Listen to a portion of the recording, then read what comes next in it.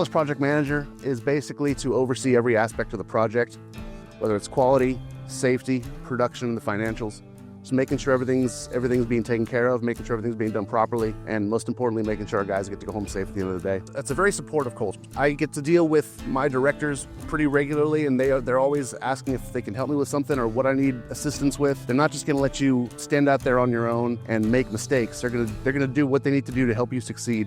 And I think it goes like that from the very top all the way to the newest craft employee. Right now, we're looking across the B blocks, and this project has 24 inverters across 4 different circuits. And we're going to be using this energy that we're generating here today to power up the nearby cities.